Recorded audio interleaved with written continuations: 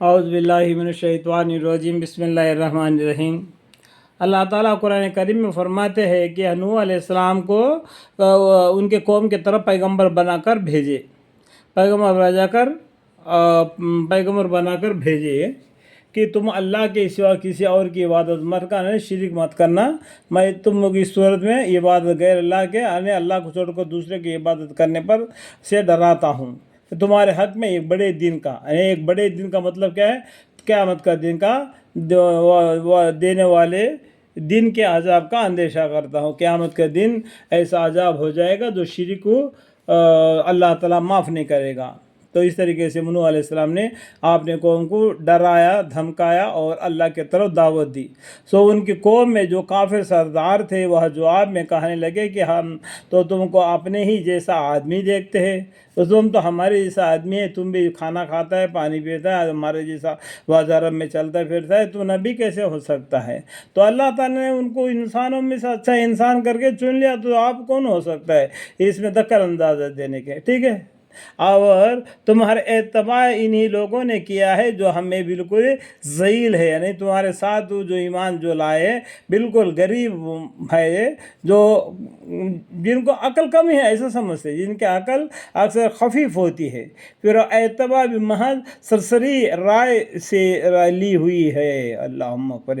اور ہم تم لوگوں میں یعنی تم میں اور مسلمانوں کو کوئی بات اپنے سے زیادہ بھی نہیں پاتے۔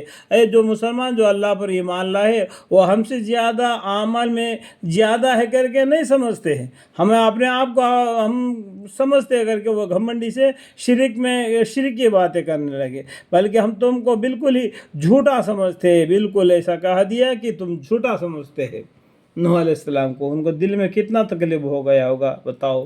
نوح علیہ السلام نے فرمائی کہ اے میری قوم، بھلا یہ تو بتلاؤ کہ اگر میں اپنے رب کی جانب سے دلیل پر قائم ہوں، دلیل لے کے آئے نوح علیہ السلام نے، اس پر قائم ہوں جس میں میرے نبوت ثابت ہوتی ہے، اور اس نے مجھ کو اپنے پاس سے رحمت یعنی نبوت عطا فرمائی ہو، پھر ہو نبوت یا اس کے حجت تم کو ناسوجھیتی ہو، یعنی پیغمبر جو بنایا اللہ تعالیٰ نے مجھ کو تمہارے پاس بھیج دیا، تم شرک میں مبتلا مت ہو جاؤ، اللہ کے برابر دوسرے کو عبادت مت کرو، یہ تم کو میں ڈرا رہا ہوں، تم کو یہ بات شب میں ڈال رہی ہے تو تم کو نہ سوچتی ہو، تو میں کیا کروں، مجبور ہوں، کیا ہم اس دعوی دلیل کو تمہارے گلے مٹا دو اور تم اس سے نفرتی کیے جاؤ؟ میں بتا رہا ہوں سچی بات، تم اس کو نفرتی کرتے جا رہے ہو۔ اتنی بات اور زیادہ فرمائی گئی، میری قوم میں تم سے اس تبلیغ پر کچھ مال نہیں مانگتا، میرا معاوضہ تو صرف اللہ کا ذمہ ہے، اور میں تو ان ایمان والوں کو نکالتا نہیں، کیونکہ یہ لوگ اپنے رب کے پاس عزت اور مقبولیت کے ساتھ جانے والے ہیں۔ یہ لوگ آپ لوگوں کو قلیل سمجھتے ہیں، غریب سمجھتے ہیں، کمزور سمجھتے ہیں، لیکن اللہ کے پاس یہ لوگ اپنے رب کے پاس عزت اور مقبولیت کے ساتھ جانے والے ہیں۔ ان لوگوں کو تو میں نکال نہیں سکتا ہوں۔ آپ لوگ غیر اللہ کو عبادت کرتے ہیں، آپ ان کو چھوڑ کر آپ بھی اللہ کی طرف آ جاؤ، توحید کی طرف آؤ، یہ دعوت دے رہا ہوں۔ لیکن واقعہ میں تم لوگوں کو دیکھتا ہوں کہ خواہ کی حالت کر رہے ہو، الٹے سلٹے باتیں کر کے جھگڑے پیدا کر رہے ہو، وہ بے ڈھنگی باتیں کر رہے ہو، سمجھنے کی باتیں نہیں کرتے۔ اور اے میری قوم، بل ضرور تقدیر، اگر میں ان کو نکال بھی دوں تو یہ بتلاؤ مجھ کو خدا کے گرفت سے کون بچا لے گا؟ اگر تمہارے کہنے میں آ کر یہ جو لوگ ایمان لائے ان کو میرا گھر سے نکال دوں تو میرے کو خدا کی گرفتار سے کون بچا لے گا؟ کیا تم اتنی بات بھی نہیں سمجھتے؟ افلا تذکرون، کیا تم اتنی بات بھی نہیں سمجھتے؟ جو ایمان لائے، ایک اللہ پر، ایک توحید پر ایمان لائے، مصیبت میں اللہ کو یاد کیا، اور تم لوگ گھمنڈی میں رہ گئے، اور تمہارے کہنے سے میں ان کو باہر نکال دوں تو میرے کو اللہ کے عذاب سے کون بچائے گا؟ کیا تم اتنی بڑی بات کو نہیں سمجھتے؟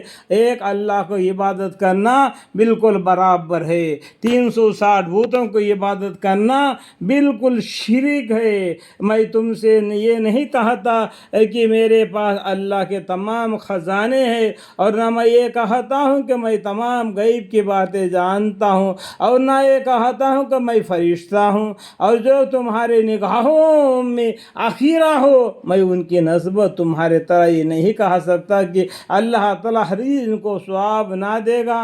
ایسا تو میں نہیں کہا تھا، جو باتیں پہلے میں پڑھ کے سنایا تھا.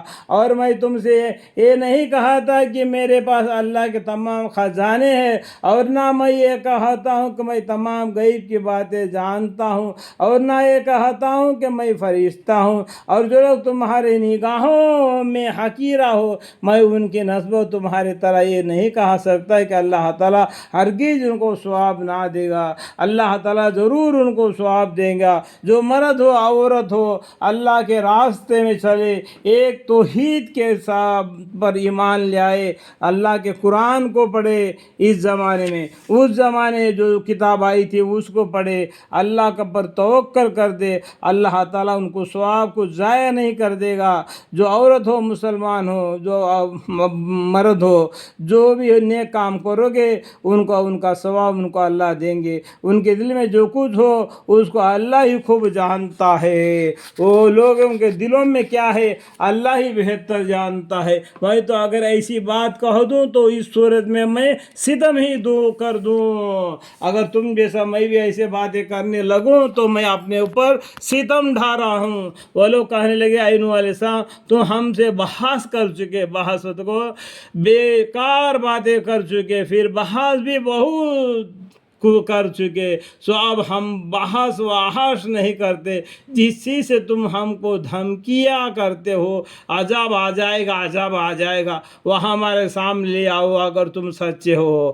ان کنتم من الصادقین. اس طریقے سے نوح علیہ السلام سے وہ کافر لوگوں نے سوال کیا. انہوں نے فرمایا کہ اللہ تعالیٰ بشرطیک اس کو منظور ہو تو تمہارے سامنے لاوے گا، اور اس وقت پھر تم اس کو عاجزی نہ کر سکو گے. اگر اللہ تعالیٰ چاہے گا تو وہ عذاب کو تمہارے سامنے لا کھڑا کرے گا. اس ٹائم پر تم تو چلانا پوچھارا کرو گے، عاجزی کرو گے تو نہیں رکے گا، وہ عذاب آ کر رہے گا. اس سے پہلے تم کو سمجھا رہا ہوں اللہ کے عذاب سے ڈرو، اللہ کے عذاب سے ڈرو. اللہ مغفر قال انما یهدیکم به اللہ ان شاء وما انتم بمعجزین. اور میری خیر خواہی تمہارے کام نہیں آ سکتی. جب مصیبت تمہارے اوپر آئے گی اس ٹائم پر میں کتنا بھی تمہارے بارے میں اچھا کرنا چاہوں تو میرا کچھ بھی کام بس نہیں چلے گا، کیونکہ اس ٹائم پر تمام حکمت اللہ کی ہوگی. تمہارے کیسے ہی خیر خواہی کرنا چاہوں، جس اللہ ہی کو تمہارے گمراہ کرنا منظور ہو، اللہ ہی کو تم کو گمراہ کرنا منظور ہو تو میں کیا کر سکتا ہوں.